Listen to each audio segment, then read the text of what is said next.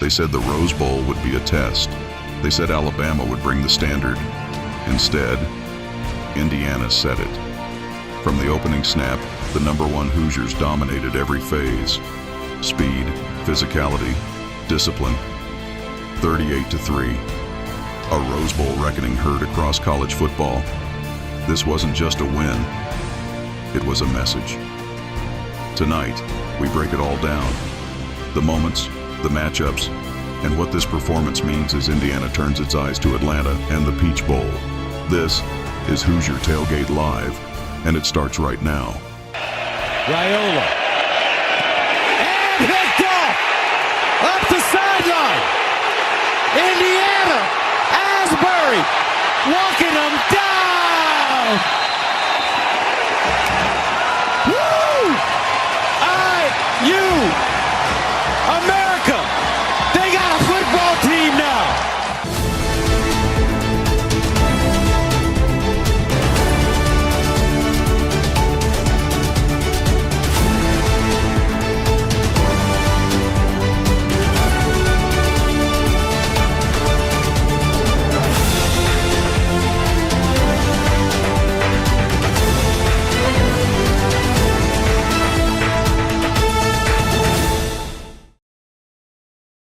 Hello again, everybody. I'm the coach, Shannon Griffith, and welcome to another Hoosier Tailgate Live here on thehoosier.com.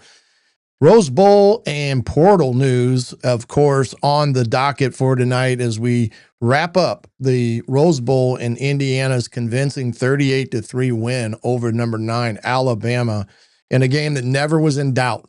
And Indiana probably is playing one of their best games in a while. Really dominated all three phases of that game on New Year's Day. But it's one of those things. It wasn't luck. It was more preparation. It was more Indiana being the more dominant team than Alabama. Indiana did a great job of exposing Alabama's weaknesses and then, of course, exploiting those weaknesses on both sides of the football. Alabama from the start was going to put pressure on Fernando. They blitzed 52% of the time in this game. And Fernando finishes the game 14 of 16 with 3 touchdowns. So that just, again, goes to show you that you might as well pick your poison on what you're going to do against this offense, because they are capable of handling whatever you want to bring at them. They can throw the ball with success. They can run the ball with success. And they did both of that on New Year's Day against Alabama, rushing for over 215 yards on the ground. And Alabama, their defense has been what's carried them throughout the year. And this game, again, showed the strength of Indiana being able to play bully ball, if you want to call it that, at the line of scrimmage against a defense that had some talent and was, better part of the best part of their team there for Alabama. So it's going to be an interesting dynamic as we get through here tonight. We got some portal news to talk about as that is going on as we speak, with recruits being in and Indiana adding a few to the roster for next season. But the main focus has got to be on the Peach Bowl and the preparation to play Oregon once again for this Indiana Hoosier team. And that's going to be one of those things that Indiana is going to have to beat a team again for the second time in the season. And some people ask, is that something that is difficult to do? Is it something that coaches look at and say, wow, I don't want to play that team again? Well, of course, there are teams that you'd rather not play, but I think when you talk about playing a team twice, whoever won that game, the advantage in some respects goes to the team that lost that thought they should have won, and that would be Oregon. But once the game is on and in between the white lines, it's a completely different game than the game back in October. The personnel makeup of both sides is a little bit different here and there. I think Oregon had some injuries that didn't allow a few of their top guys to play in that game against Indiana. So sure, this is a game that Indiana is going to have to beat another class team, and it just happens to be Oregon in front of them. and they're going to have to find ways to beat a team right now that's playing good football. I mean, they dismantled Texas Tech, and nobody really thought that was going to happen either. But Dante Moore is a quarterback that can hurt you in many ways, and they've got some tight ends that are very prominent in their passing game, and of course, we know what their defense can do. So it'll be a great challenge for Indiana. But again, when you go back to the Bama game, the one word that you could use in that game is complete and utter domination in that respect. So Indiana was, I think in that game, by the time we got to the middle of the second quarter, towards the end of it, right there before half, you could see the will of Alabama start to leave their eyes. And it slowly deteriorated as it went through the second half, as they just took their will away from them. And it was pretty much a behind the woodshed moment that Indiana was able to display on January 1. See who we got here with this new life in the house. Thank you. That's the thing, cooking with gas. Again, Robert, appreciate you being on again. A lot of things there. This may be the real championship game. Sure, could be. I mean, some are calling that, but I do think Miami is probably the other team that's playing the best right now as a collective unit. They pretty much, took it to Ohio State. And again, in that aspect of things. Let's see here. Growing up, the saying was, it's hard to beat a team 3 times. When do you beat a team twice become a thing? Oh, it's always been it's more a coach's vernacular than anything. And it goes back to, like I said, you play them the first time you play them and you win. You figured if you have to play a team again, the edge goes to the team you beat, just because there's a little bit more of a chip on their shoulder and maybe a little bit less of a sense of urgency on the team that beat that team prior, because maybe they take it differently.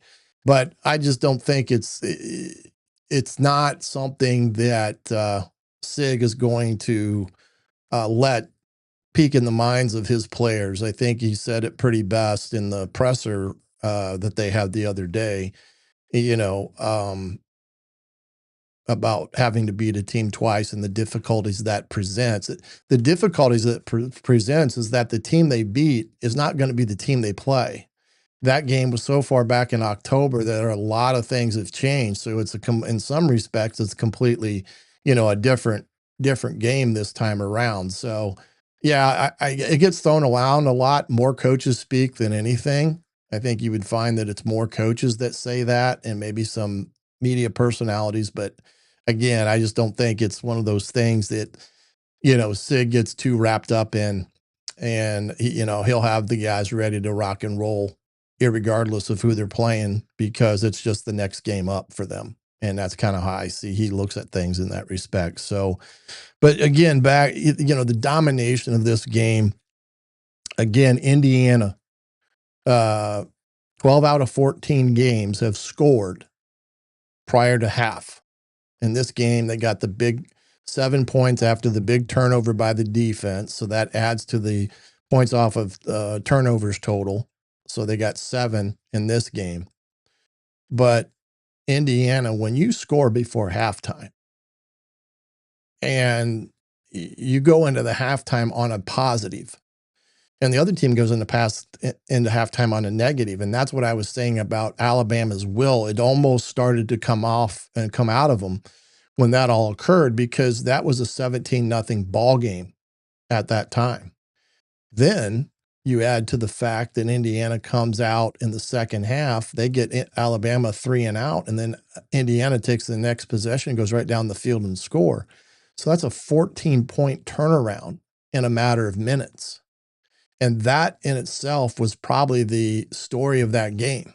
It was probably over at that point because of what Alabama was just, they just didn't have any more fight left in them, because Indiana had just completely destroyed them. And that is some of the funny things that you see in the world of sports media, especially this week, especially a lot of pundits out there They just can't get by the fact that Indiana is a good football team. They just can't get, the brand awareness doesn't allow them to look at Indiana in any light other than basketball. And they're not objective in the world of evaluation when you throw tape on and you look at two teams and thinking that, you know, Indiana, who's undefeated, has somehow gotten there on an easy road, and that's such the biggest fallacy that's out there. Even with the people in the SEC that, you know, still don't want to admit that the Big Ten just might be a little bit better than the SEC overall. But the domination that Indiana they put one on Alabama. That's just the truth of it. I mean, Alabama got their ass kicked. I mean, that's about the bottom line. I mean, Sig goes to the Rose Bowl to do one thing: go out there, kick somebody's ass, and come home. And that's what he's done twice. He's gone to the Rose Bowl. First year he went out there, played UCLA, beat their ass, came home, and then this time went out to the Rose Bowl, beat Alabama's ass, came home. I mean, that's kind of the short end of it. But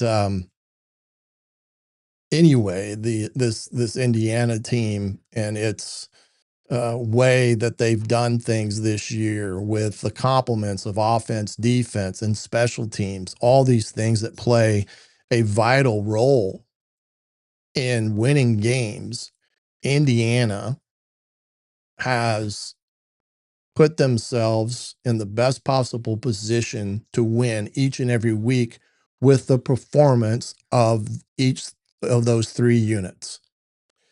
And when they're playing complementary football, there's not a team in the country that can beat them, I don't think. I think when they're playing complementary football, they're going to be very difficult to beat. It's just field position, it goes in Indiana's way, things of that nature. So it's one of those things that it's going to be hard for Indiana to be beaten when you've got three phases of Indiana's offense, defense, and special teams winning a ball game and dominating it from start to finish. It's just it was just a utter display of dominance on January 1, and I would not have thought that Indiana would have held all Alabama to 3 points.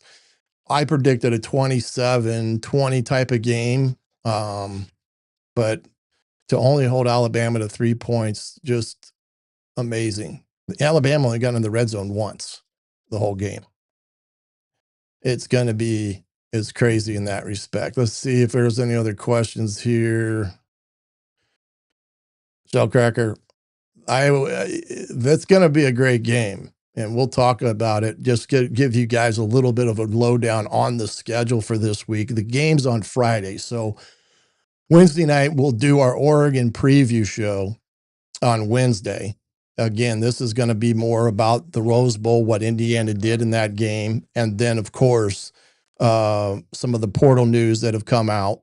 And then on Wednesday, we'll do the Oregon game preview at 7:30, and we'll see how well Oregon has done here ever since Indiana's beaten them.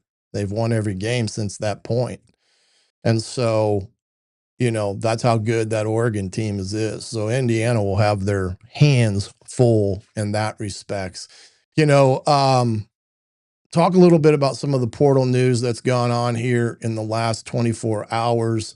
And Indiana has been very fruitful in what they've been able to identify and pick up. And it's right now today they picked up Brock Schott, a kid out of Leo High School up in the Fort Wayne area, who Indiana had recruited as a tight end. He went to Miami of Florida, decided to transfer back home, and Indiana was his landing spot. And that's a hell of a get for a young kid, because that kid is a player. I've watched him play for 4 years. He's going to be a bona fide big-time player for them, and he will be a tight end that can do everything, block, be a receiver, just everything they look at in a tight end. He's got that. So that one's going to be very interesting. But going over here too, let's see here. Let's get over here to the portal scenario. But over here, as you can see, Brockshot was the one that came in today, and big time player. He was a 4-star out of high school. Then they've got this 2 kids out of Kansas State, both edge players, really good players. There's Mekhi Jackson. That's the only kid that Indiana really lost. The Burnham kid from Notre Dame, big time player. Turbo Richards, the running back from Boston College. This cat can flat out fly. I mean, flat out fly. And that was a huge get to get him. And then, you got Kobe Martin coming back. Oh, that's going to be a 1-2 punch now. With both of them got speed, and I would assume Indiana may be looking for one more. We'll see. The big news, I guess, would be getting Josh Hoover, the kid from TCU. He was once an Indiana commit back in 23. He's got an estimated value in his NIL around $2 million. So you can see about what Indiana probably paid for his services. He's a 4-star rating, and he is a big time player. I loved him as a high school player. I thought his mechanics, his footwork. I've watched some more film on him, and the more film I watch of him, I love him more and more and more in that respect. So it's going to be crazy with that aspect of things. Let's see. That's true. They still have BB in the mix, depending on where he's at with his knee rehab, which he should be fine. But you're right. You got 3 that are legit in that respects. But again, this Josh Hoover kid, he is a big time player. And I know that you've got Alberto sitting in the wings, and there may be a feeling that, they're not quite right or quite ready to turn everything over to him, but they've got to have competition at the position. That's the one thing. That is what's made Indiana's quarterback position so much better, is the competition. And you're going to have a guy like this kid coming in to be that type of player that you can bring in off the hopper and get him in here. Let's see here. Let's go back. Can I go back? Let's see if I can go back here. Oh, there we go. But yeah, he's a big time player. Burnham, the kid from Notre Dame, talked about him. This is the other one, Toby. I'm not even going to try to pronounce his last name again. Another edge rusher. This kid is really good. He led their team in pressures this year and sacks, I believe, but he's a big time player from Kansas State. Nick Marsh, that's the one that I kind of had singled out early on, that this would be somebody that I could see Indiana targeting. He's a big body kid. He's 6'3", 200 pounds. He's got decent speed, and he's a guy that can win the 50-50 balls, but he brings a nice big size target into the mix for Indiana. I do think Indiana will try to find some more receivers as well, but they're going to have to wait to see what Cooper's decision is going to be, to see if he comes out early. And then Zachman, the safety from Wisconsin. This one surprised me in the sense that he got in the portal, but even more so that Indiana got him. This kid can play. He is a great quarterback of a defense. Safety type, could put him in the position where Lewis Moore is, and he can take right off from there. He can play the run real well. He plays the pass real well. This kid is a huge get for Indiana's defense as well. And I think that is it. But don't forget, you can get all this over there at On3 and go through over the rival site. You can pick what you want in terms of what the portal. You can select Indiana committed, see who they got. It even comes up with rankings, I believe. Yeah, so like right now, as you can see, Indiana is the number 1 team in the country when it comes to the portal overall. And you can see that closely followed by Texas Tech. who spends a lot of money as well, as does some of these other schools. But right now, Indiana, with the rankings, is sitting pretty good when you think about all this. How good Indiana's doing with the portal right now. And again, it's a very important facet of recruiting, as we've seen in the past, of the guys that they brought in that have become big time players for Indiana. And now you only have one window to pick up those guys that you need. So it's going to be something that continues here for the next couple of weeks, that Indiana's juggling playing a game on a Friday night and then potentially being in the national championship game all at the same time, trying to recruit these transfer portal kids that you want to get. And this is the one thing that I will say to why Indiana is number one in the portal recruiting. Brand awareness right now for Indiana is the best it's ever been. The kids that Indiana's getting, if Indiana would have called 2 years ago, they would not have taken the call. But when Indiana calls now, that kid's picking up. Guarantee you. And that's the one cool thing in that regard, from that perspective as well. Let's see. Question. Definitely. Yeah, definitely need some O linemen. And we'll see what transpires here over the next couple weeks. But I do think you need some O-line help, especially if you're having to replace 4 out of the 5 at the O-line position, in that respects. And yeah, Carter Smith, my guess, he will go in the draft, and unless his draft stock's not worth it. That's the thing that comes into play now. The NFL gives these draft grades, and matter of fact, Ty Simpson at Alabama is in this position right now. If they're not going to be first or second round pick, it's a high probability that they'll make more money staying in college football than they will trying to go make a pro roster. So in the instant with Carter Smith is the fact that he may not grade highly enough that it'd make more sense to stay and make more money at Indiana than it would to go in the NFL because of the money situation. And so I think you're going to see a lot more kids staying as opposed to going, because the money may not be as good in the NFL that it is where they're at in college. So I do think that's something that will play a role in all this. So I think that's like with Gomar Cooper. Where does his draft stock lie? Carter Smith, these guys that have essentially another year, what is it they need to do to put themselves in the best possible position with everything, and kind of go from there with all that. Just a quick look here at the game schedule that we got coming up.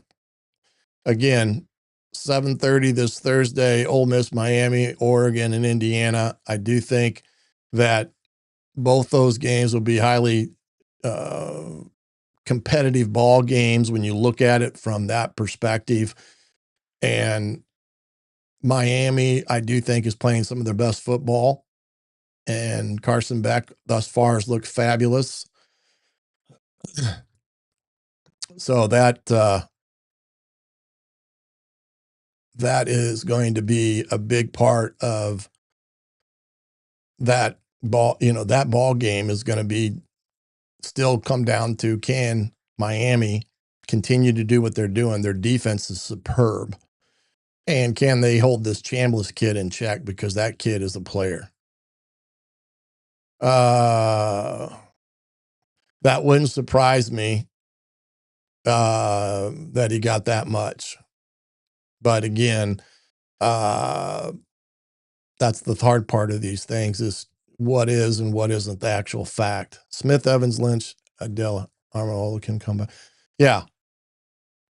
Yep. I think having Evans and Lynch coming back, that'll be a good in that respect. And if Smith comes back, then you're good. Then you only need a couple in there. But I think that Indiana's got to take at least 2 and see what happens there. and their O-line and D-line as well, because they're going to need some bodies there in the grand scheme of things when they look at that. When you look at, let's see here, the offensive execution from Saturday, and I'm going to throw up, let's see here. Where is my game stats? There. Nope. Is that it? That's the objectives. Here are the game stats from Saturday.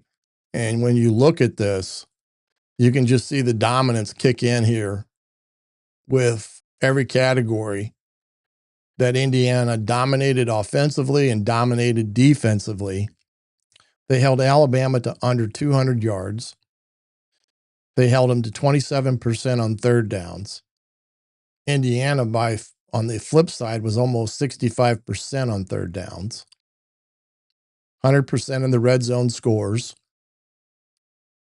And it was just, again, when you look at that aspect of it, the complete dominance that Indiana had in this game, and at the same time almost had a 10-minute differential in time of possession, you can see how good Indiana was on all this from that perspective against a very good Alabama defensive team. And that's one of those things that it's I'm trying to get over some.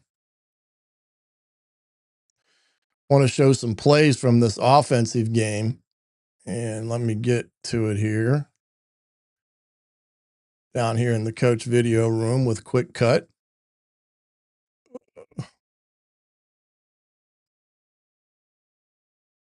All righty. Here's some plays in this game I selected out to kind of show you a couple things. And it didn't start out great, as we can see right here against Alabama. First couple plays, it wasn't good. Alabama decides to bring basically a zone pressure where they're going to bring 5 and drop the end at the top. And they're kind of playing zero coverage in some respects. And Fernando doesn't know where the ball has to go. And he's holding the ball here. But see, he gets scared by this guy and he's dropped, thinking that he's going to get out underneath Becker in that respect. And the reality of it is, I think he had a window there to throw, and he can't do this. This is what he can't do. You can't take a sack on a 3-yard on a quick, 3-step passing concept. See, I think he had a room to throw it in there to Charlie Becker, but he just kind of got scared by that guy flashing. Then in the next play,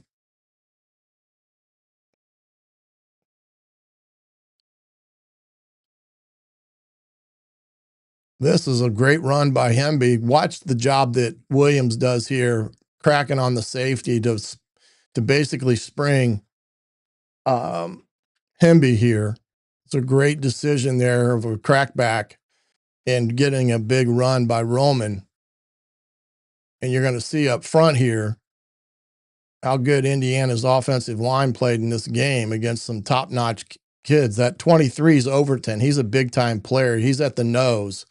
And Coogan does a great job here. And they just did a great job of bottling things up, and the backs did a great job finding the seam or the hole to get the big plays. Now, here's one where it's third down, and you can tell right now there are no safeties. So Fernando's got to be thinking right now, there are no safeties. They're probably bringing their heat. So where am I going with the football? And I think in this instance, if he'd have stayed right here to the one-on-one side, he'd have been better off. Because I think you'll find that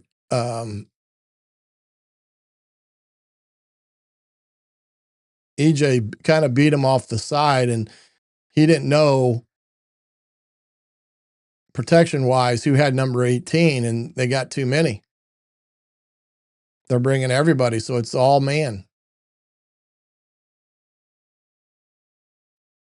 The other thing is, this is where the wideouts also have to have the mind of the quarterback's, pressure. When you, as a wide receiver, when you look inside and you see that you've got man over you and you look like they're coming, you've got to get on the same page. And what we used to do when I was coaching, especially in this route where you got the tight end basically staying in the block, is he would give a fist and turn this post route into a quick slant so he could get him into the route sooner. And we used to do that all the time against this. And that would have been a situation where Indiana could have done that because, see, right now, he's got to throw the ball and all he sees is backs to him. So he'd have been better staying down here with EJ where he could have thrown it up and let EJ go get it or throw it up for the post route that Charlie was running. But Indiana, that first series didn't look great at all. So, all right, let's see here. This is a great little drive they got going. This is after the holding call. Indiana runs inside zone. And Roman does a great job of getting to the outside, and he gets the first down after that penalty that Indiana got called for holding. So this was a huge play in this drive because it kept the drive alive. And up front, they did a great job of blocking here. Good job of covering up the linebacker by the right guard. He needs to stay a little bit square at the first, but you can see he's helping Coogan there. And then what he does that's really good is he gets up to 41 and he covers him up. Great. He gets up here and he squares him up and gives Roman a two-way go. Watch. See, Hemby could have cut it there, but he decided to go outside. That's fine. Oh, video's not working on your end, huh? That doesn't work, does it? I'm over here talking, running this, and the video's not working. Let's see if I can get it working, guys. Sorry about that. Let's do a refresh.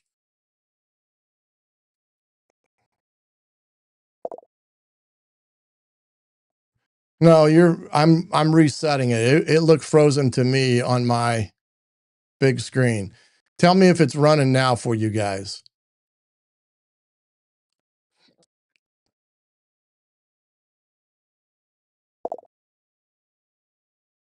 You can't see the video. Okay, let me do this. All right, hold on here.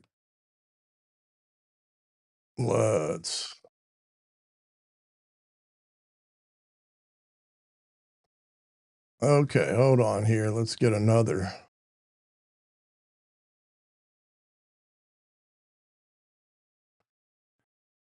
Let's see if I can get it working.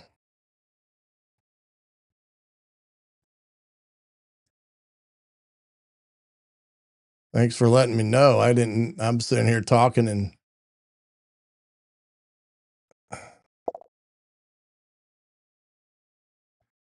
okay, let's see. You tell me now if this is working here, guys. Do you see video?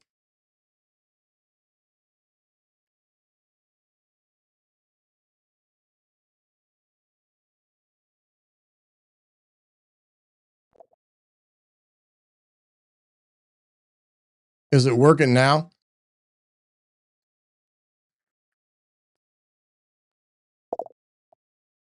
Okay.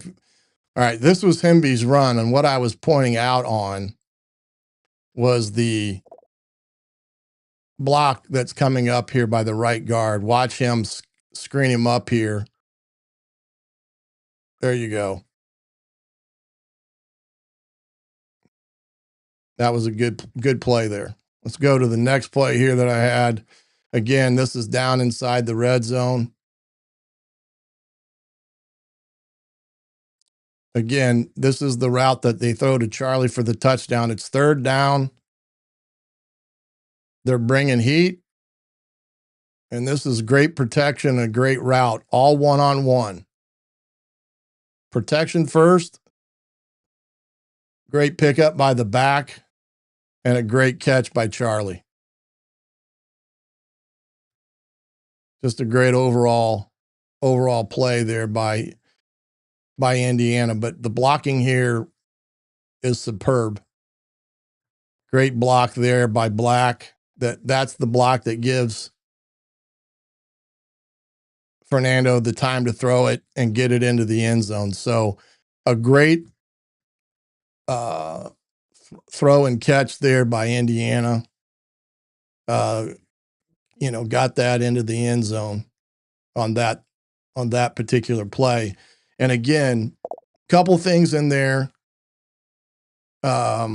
And apologize if you didn't see some of it. Fernando cannot hold the ball in a situation where it's a quick passing game. He's got to make a decision, and if it's not there, he's got to throw it away. He took 2 sacks that he didn't need to take because he's holding the ball and there's nobody open, and he takes a sack, and that you can't win by doing that. And so that was early on in the game. They did a great job later in the game of getting the pickups, and he was able to exploit Alabama with some throws on pressures in that game that really hurt Alabama and had to take them out of their pressure packages because they were just getting lit up by Indiana. And I'll tell you the other thing is that was really good. Shanahan, I thought he called a great game. I thought he had the mixture of run and pass plays. He targeted the receivers, getting the ball quickly to Surratt and Coop and Becker and all that. And I thought he called a great game offensively in this Rose Bowl. And I thought they had variety in their run game, which I like to see on that respect. Now, when you look at it and you come in here with some things, you got to look at it too, is defensively speaking, this dominance that Indiana had as a defense in this ball game, it was a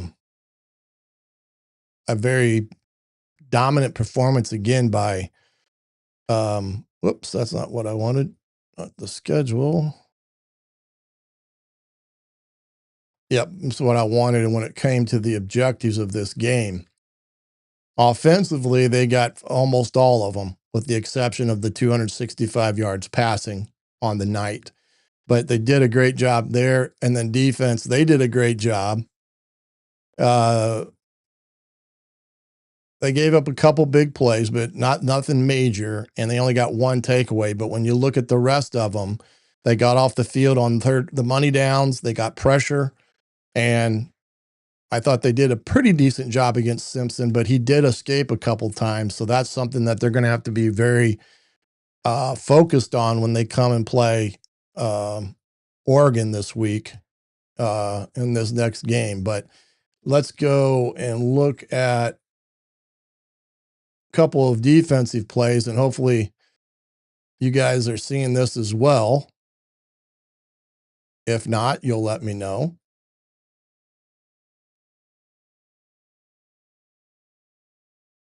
As this defense does a great job all game with their pressures and things like that. Here's a RPO. And what I like about this is Sharp allows him to throw it, but he keeps him in front of him. That's the Williams kid, and never lets him get going. But Indiana does a great job of getting pressure, bringing pressure. And they did a great job of tackling in space.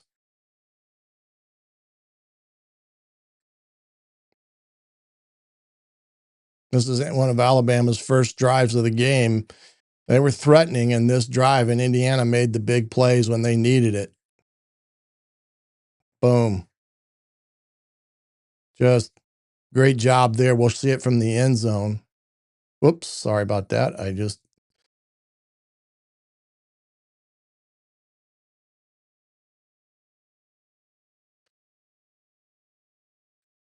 used Nduke at the end. He played well, 17, but you're going to watch here the great job they do with their hands up front. Coach Kuntz does a great job with his defensive line, utilizing their hands, utilizing their strength. That's such a good job by Landino here, because he's wanting to cross face, does a great job because he turns it back into the linebacker. That's just textbook how you play this play. He forces the back to cut right back into the backside A gap, and that's where linebacker's sitting ready for him in the defensive end, and that's just a great defensive play by Indiana there up front.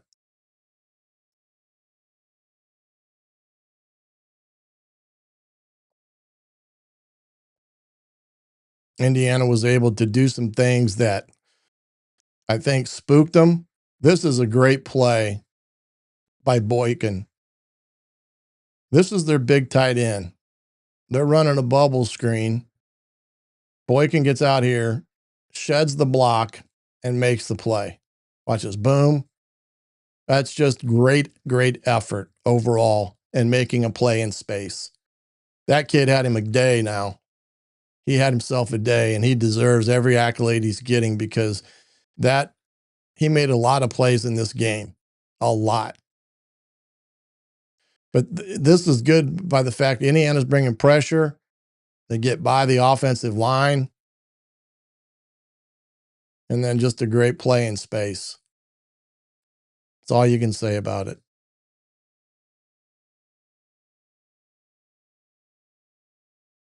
Now, this is we'll go to the next.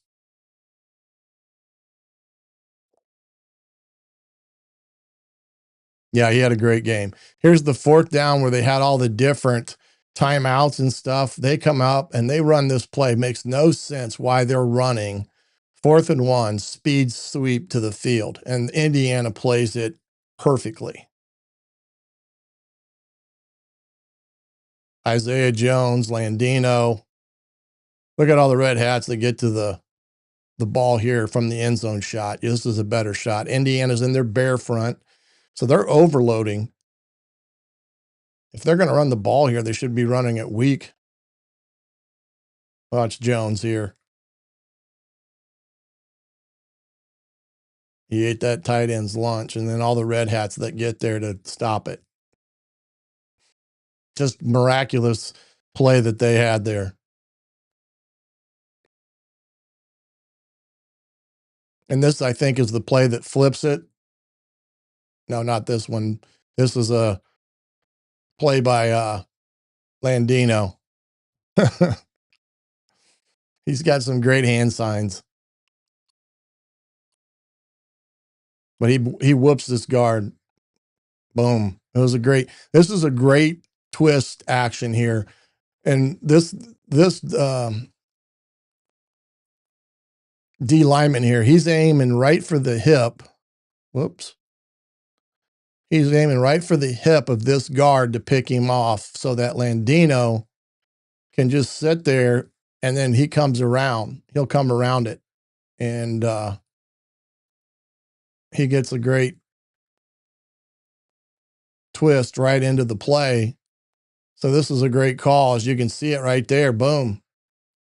Great call by Bryant, and getting the twist in there to get the big stop. And then this is a third down.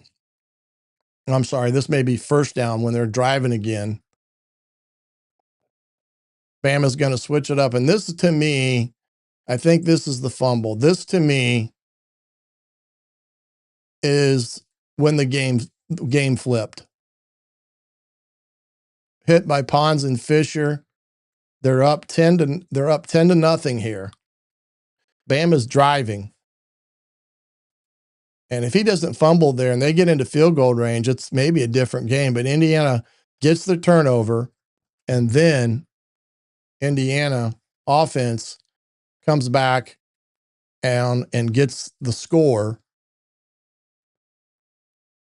in that game to end it up in that respect for the defense. But a clinic from the defense, guys. I mean, I could have shown you play after play of how that defensive line played against a stout Alabama front, and they took it to them quite a bit. that enabled Fisher, Hardy, Jones to all make plays, Boykin, all those guys. And there was nothing in the passing game. They covered them pretty well all day long. So just a clinic in that respect from Indiana in that game on January 1. And you got to look at it from the standpoint of how they played that game as an O&D. Just masterful, a masterful game on both sides of the ball. The kids played hard. They played with poise. They played with a lot of emotion, but under control, a lot of those things. So when we get back here, we'll talk a little bit more and get ourselves set to take on the Oregon Ducks, all right here on the Hoosier Tailgate Live on thehoosier.com.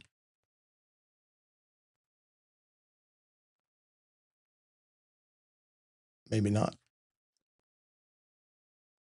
Oh. Hoosier fans, listen up.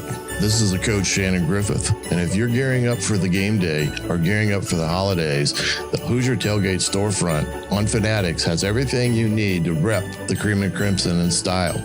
From official Indiana Hoosiers game day apparel, hoodies, hats, and sideline gear, to tailgating essentials and accessories, this is your one-stop shop for all things Hoosiers. And with the holidays right around the corner, it's the perfect place to grab cold weather gear, stocking stuffers, and IU gifts for the whole family. And here's the kicker. When you shop through the Hoosier Tailgate storefront, you unlock exclusive discounts across Fanatics. More Hoosier swag, better prices, and gear you won't find anywhere else. Ready to load up your cart? The link is easy to find. Just head to my Hoosier Tailgate Twitter page and hit the link in my bio. You can also find it in every YouTube description and all of our Hoosier Tailgate podcast episodes on your favorite platforms. So don't wait. Rep the Hoosiers proudly and save big. Visit the Hoosier Tailgate storefront on Fanatics today, because the best fans in the Big Ten deserve the best gear in the Big Ten.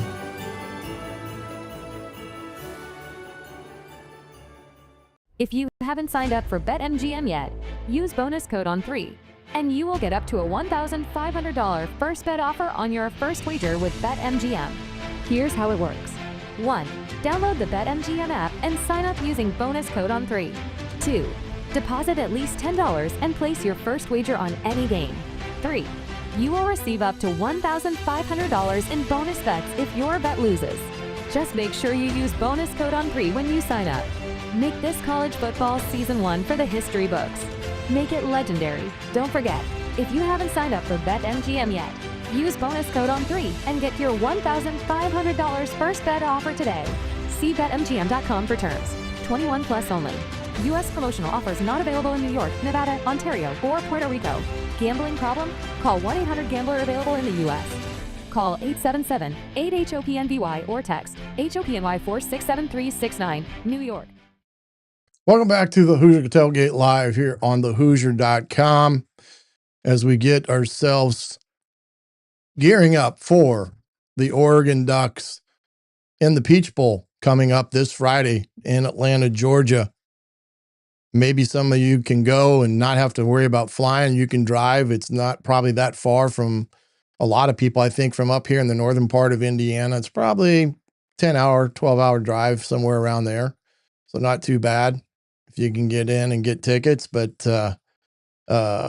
should be a great atmosphere there in the Mercedes-Benz Stadium there in Atlanta for the Peach Bowl with Indiana and the Oregon Ducks, round 2 of their game against each other. But like I was talking about in that game against Bama, I do think the game completely turned on the fumble that Indiana recovered, and then the ensuing drive where Indiana scored right before half. I think that was when the ball game was pretty much over in that respect, as they kind of took charge of everything from there. National impact wise, again, that type of win against one of the quote unquote blue bloods is always changes narratives, and it changed the narrative again because Indiana's beaten Ohio State, now Alabama, and beat Alabama convincingly, and therefore Indiana, against some people, are now receiving their due respect in that. So I want fans will have a familiar feel to the Rose Bowl. Yeah, the Rose Bowl, I do believe Indiana like occupied 70% of the stadium, which is incredible. You're talking about a game that's not in the Midwest, and you got that many people that went out. It's just incredible that they were able to have that many people in attendance for that game. And again, that was something that was recognized too by the vast majority of those that were covering the game was about the crowd and how home centric it felt for Indiana because there were so many there. It was funny. There was a guy has a sports radio show out in East Coast, and he was talking about this game, and he was talking about that Indiana fans wouldn't be able to travel because they wouldn't be able to afford it, blah, blah, blah. And then Indiana goes out and occupies 70% of the stadium and makes it a home game.